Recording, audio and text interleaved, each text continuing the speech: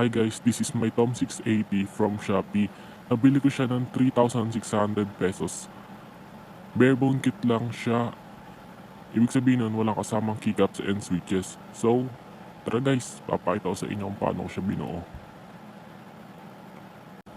So guys, ito nga pala yung bare bone kit na sinasabi ko kanina. Wala siyang switches and keycaps. Yung modded na rin pala yung stubs nito, ginawa ko na din. Ngayon naman guys, ilalagay natin ang ating GATERON KS3 BLACK switches.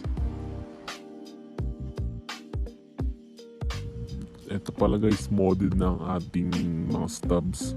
Yung spacebar, pinalit ko yan galing sa RKG68 ko.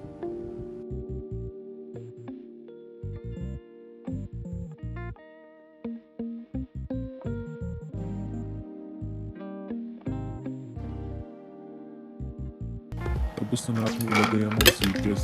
Ngayon naman, ilalagay naman natin ngayon ng keycaps. This is KBDFANS Dark Knight keycap set from Rotobox. Nabili ko siya sa halagang 1,590 pesos. Ilagay na natin ang ating napakagandang keycaps.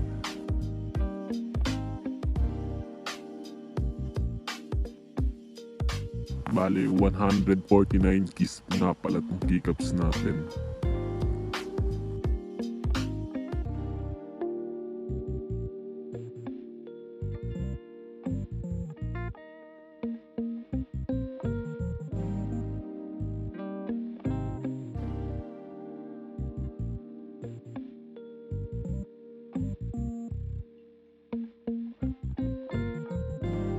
This is the lightning effect of TOM680. Meron siyang RGB side glow tapos yung sa likod. Ewan ko ang tawag. At hindi maliwanag ang RGB niya sa mga keys dahil naka KS3 tayo na switch din. Hindi naka-shine through ang ating keycaps.